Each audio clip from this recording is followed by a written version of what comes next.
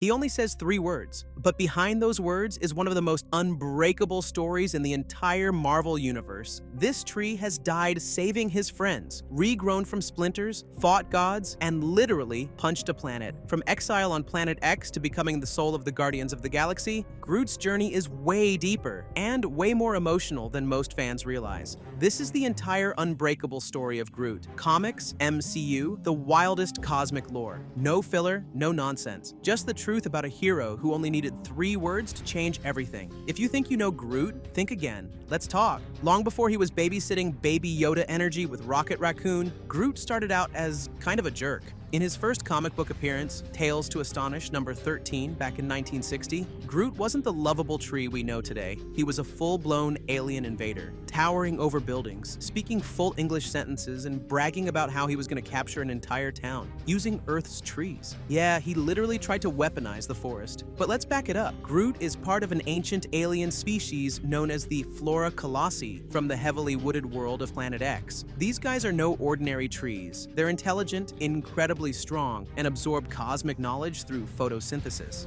Groot himself? He was royalty, a noble, maybe even a prince, but not exactly welcome at home. See, his people weren't big on empathy. When the Flora Colossi started experimenting on other species, Groot stood up for a small, innocent creature, kind of like a raccoon-sized lab assistant, and in doing so, he broke one of his own kind. He was exiled, stripped of his status, and sent wandering the stars. That's the real root of who Groot is, someone who will always protect the innocent, even if it costs him everything. Now about his speech. That iconic "I am Groot" line, he didn't always speak like that. In the old school comics, Groot talked just fine. But when Marvel reintroduced him decades later in the Annihilation Conquest arc, they gave him a whole new twist. His vocal cords had stiffened over time, basically hardened into wood, so all other species could hear was "I am Groot." Every sentence sounds the same, unless you know how to listen. Turns out there's inflection, tone, rhythm. It's like a secret language. Rocket Raccoon understands every word, and if you're close to Groot long enough, you start to pick it up too. It's less about translation and more about connection. And yes, he's way smarter than he lets on. In some stories, he's shown reading complex books, strategizing mid-battle, even negotiating peace treaties. In one particularly wild run, Groot actually grew so massive he punched a planet. Not a mountain, not a ship, a literal planet. Oh, and remember how he was defeated in his first appearance? Not with lasers, not by superheroes. Nope. A scientist bred a swarm of hyper-evolved termites and set them loose on Groot. It worked. But he got better. Over the years, Groot made scattered appearances, always a little different, always mysterious, until Marvel finally got it right, turning this old-school monster into a modern-day legend, no longer a villain, no longer a sideshow. Groot had officially begun his journey, from outcast to guardian. Before we jump in, if you're into deep-cut Marvel lore like this, hit that subscribe button. I'm just getting this channel growing, and every click helps more than you know. We mentioned earlier that Annihilation Conquest was the turning point for Groot. Now let's zoom in on what actually went down, because this is where he stops being a forgotten monster and becomes a full-blown hero. The galaxy was under siege. The Phalanx, techno-organic parasites led by Ultron, had infected the Kree Empire, locking it down behind an energy field and turning people into virus-controlled soldiers. Basically, cosmic-level chaos. Groot, he starts off imprisoned, just another lab specimen kept in a cage for being weird, wooden, and only able to say 3 words. But he's not alone. Locked up with him is none other than Rocket Raccoon, and from the jump, they click. Rocket's the only one who actually gets Groot's speech. It's all tone, inflection, and weird tree body language. No translator needed, just a bond. When a prison break goes down, Groot and Rocket escape together, kicking off the bromance that would carry across galaxies. They're recruited by Star-Lord for a covert ops team, a ragtag suicide mission-style squad meant to sabotage the Phalanx's hive mind. And Groot, he's not just comic relief or muscle. He's the one who volunteers for the mission's most dangerous task. In the climax of the story, the team has to blow up the Babel Spire, a massive biomechanical tower broadcasting mind control signals across Kree space. The only way in? A tunnel system too small for most of the team. Groot stretches and expands his body, forcing himself into the narrow spaces, literally carrying the explosives into the heart of the spire. He knows he won't make it out. He knows he'll burn burn, but he does it anyway. And yeah, he goes down in a blaze of glory, but Rocket being Rocket saves a single twig, just a tiny sprout, and that's all Groot needs. A few panels later, there he is, in a flower pot, dancing leaf in the air, ready to grow again. From there, things move fast. After the mission, Star-Lord decides to turn their ragtag squad into a real team. Groot's one of the first to join. That's the birth of the modern Guardians of the Galaxy, with Star-Lord pulling together Groot, Rocket, Gamora, Drax, and Adam Warlock to take on the kinds of cosmic threats no one else wants to touch. Groot's size changes a lot across these stories. Sometimes he's small enough to ride Rocket's shoulder, other times he's towering like a kaiju, but his essence never changes.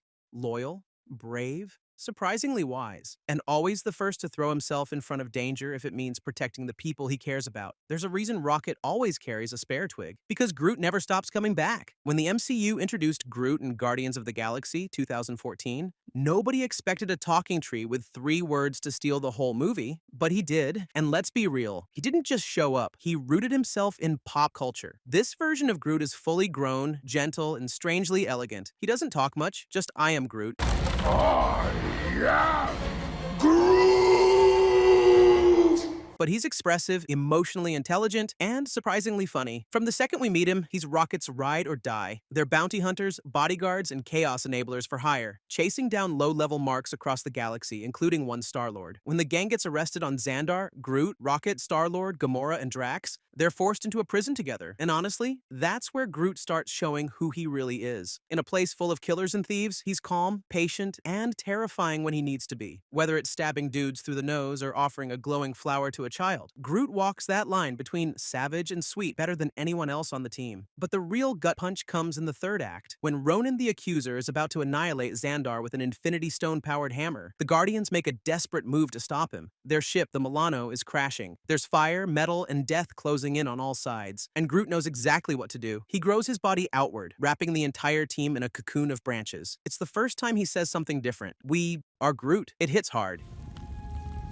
We are Groot. He's always said, I am Groot, because that's all he physically can say. But in that moment, it's more than words. It's identity, unity, family. He sacrifices himself to save the others. And when the ship crashes, all that's left is a pile of twigs. But you know Rocket, he saves one. And that tiny sprout becomes the most adorable thing Marvel ever put on screen. Baby Groot. It's important to know, this isn't a clone or a memory upload. According to James Gunn and canon sources, Baby Groot is not the same Groot. He's Groot's son, a new being, grown from the remains of the original. So original Groot, he's gone. That quiet protector who danced once, laughed never, and gave everything for his team. His story ends right there. But the legacy he leaves behind? Oh, it's just getting started. Because what comes next is Baby Groot, and things are about to get weird. Marvel knew exactly what they were doing. From the second Baby Groot starts dancing in that flower pot, he basically hijacks the fandom. This isn't just a cute sidekick, it's a full-on reboot. A brand new Groot. New mind, new memories, same DNA. We officially meet him again in Guardians of the Galaxy Volume 2 from 2017, and he's a handful. Baby Groot is chaos incarnate. He's tiny, unpredictable, and completely uninterested in following orders. The movie opens with him dancing through a full-scale alien battle while the rest of the team fights a tentacle monster in the background.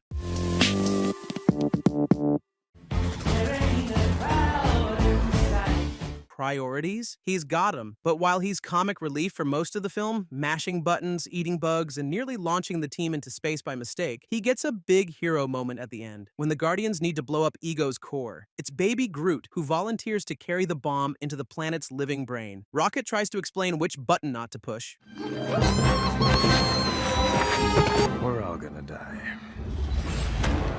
You already know how that goes, but somehow Groot figures it out. He plants the bomb, smiles like a maniac, and runs for his life. Boom, planet gone, Groot survives. And that brings us to teenage Groot. By the time Avengers Infinity War rolls around, Groot has hit full adolescence, and it's hilarious. He's got headphones on, a bad attitude, and he's glued to his handheld game like every angsty teenager in the multiverse. He's got zero interest in helping the team. Even when they're traveling through space on a do-or-die mission, Groot's just in the back, grunting and sulking. But don't count him out. When Thor needs a new weapon, the legendary Stormbreaker, he helps the Dwarven forge on Nidavellir create it. And when they need a handle, Groot steps up. He literally cuts off part of his own arm, hardens it into the weapon's hilt, and completes the axe. That's huge. And then comes Wakanda. During the final battle, Groot finally joins the fight. He swings his arm like a blade, slicing through Outriders like a wooden blender. But it's short-lived. When Thanos snaps his fingers, Groot turns to dust. And for the record, his final "I am Groot" translates to "Dad," spoken to Rocket as he fades. Yeah, let that sink in for a second. Thankfully, he comes back in Avengers, Endgame 5 years later, revived with the rest of the snapped heroes. But the trauma, the growth, and the sacrifice, that's all still part of him. From dancing sapling to sullen teen, this Groot grew up during Galactic War. And the next time we see him, he's gonna be swole. When Groot returns after the blip, he's different. Gone is the skinny, moody teen. Enter Swole Groot, a bulked-up, broad-shouldered version that looks like someone fused a Christmas tree with a linebacker. You first spot this new form in the Guardians of the Galaxy Holiday Special, 2022. And while the vibe is more playful, the glow-up is real. Now based on Nowhere, the Guardians are rebuilding their home and their family. Groot, bigger than ever, is back at Rocket's side, helping spread a little holiday chaos. He even wears a string of lights across his branches like a walking ornament. It's silly, it's sweet, and it's clear. This Groot is done growing up. He's stepped into his own. Then we hit Guardians of the Galaxy Volume 3 from 2023. And if you thought Groot was done evolving, nope. Swole Groot brings a whole new level of versatility. He's got insane physical strength, can form wings, generate armor plating, and even pack teammates into his chest for stealth missions. He's not just muscle, he's multi-tool muscle. Think battle tank meets Swiss Army knife, but more than that, he's family. In this film, the spotlight is mostly on Rocket's tragic backstory, but Groot is always right there, no questions asked. He supports Rocket, protects the team, and fights like a beast against the High Evolutionary's forces. In one standout moment, he pulls a surprise ambush by playing dead, then grows an entire new body in seconds using the roots around him. Like, what can't this tree do? Oh, and for the first time ever, we hear something different. At the end of the film, after everything the Guardians have been through, Groot looks at his family and says, "I love you guys." But here's the kicker. James Gunn confirmed it's not because Groot suddenly changed how he speaks. It's because we, the audience, finally understand him. After all these years, after all the growth, literal and emotional, we're part of the family now. That moment hits harder than a branch to the face. So where does that leave Swole Groot? By the end of Volume 3, the team goes their separate ways. Rocket takes over as the new leader, and Groot stays with him. In a mid-credits scene, we even see Groot's next evolution, King Groot style. He's enormous, towering, regal, basically tree god mode. No matter the form, monster, twig, teen, or tank, Groot is always the same where it counts. Loyal, brave, and full of love for the people who stood by him. If you thought Groot's movie story was wild, wait until you dive back into the comics, where things go full cosmic chaos. Because in the Marvel universe, Groot isn't just a guardian. At times, he's a king, a warrior god, and oh yeah, a guy who literally punched a planet. Let's talk about King Groot first. In alternate Marvel universes, like the Contest of Champions mobile game comic run, Groot is shown as king of the Flora Colossi, ruling over Planet X with a crown of thorns and an army of sentient trees. This version isn't the gentle giant we know. He's more like a primal force of nature, commanding legions and wrecking worlds. While not exactly canon to mainline 616 Marvel continuity, it shows just how powerful Groot can become under the right or wrong conditions. But even in main continuity, Groot's power level is no joke. In Infinity Countdown 2018, Groot gets amped up after bonding with the World Tree Essence. Yeah, that World Tree like Norse mythology, but cosmic. He becomes Groot Prime, and at one point grows so massive that he swats enemy ships out of the sky and punches a moon-sized object straight across the solar system. No, seriously, he punches a moon. Hulk who? But it's not all brute force. Groot also plays diplomat, leader, and peacemaker in the comics. In Guardians of the Galaxy 2015 and later volumes, he takes on more responsibility within the team, often serving as Rocket's emotional compass. He helps mediate arguments, keeps the crew grounded, and sometimes when the chaos hits cosmic level, he's the one who quietly takes action while the others argue. And let's not forget the symbiote Groot moment. Yeah, that happened. In Guardians Volume 4, the team ends up on a planet infected by symbiotes, Venom-style parasites. Groot gets taken over for a bit, giving us the most terrifying version of him ever. A black, snarling, razor branch beast with no chill. Thankfully, he's freed, but it's a good reminder that even something as wholesome as Groot can go full nightmare if the writers feel spicy. There's also a version where Groot joins the Guardians of the Multiverse, seen in What If? style comics, where he works alongside alternate universe Avengers, X-Men, and even zombified heroes. Whether it's mainline or multiverse, Groot always finds himself in the center of big, reality-shifting events. Bottom line, in the comics, Groot is limitless. He can shrink to the size of a sprout or expand to skyscraper height. He can speak full sentences, if you're reading early issues or alternate forms, lead armies, and even interface with ancient plant-based alien tech. And no matter what form he takes, King Groot, Symbiote Groot, Pacifist Groot, Battle Groot,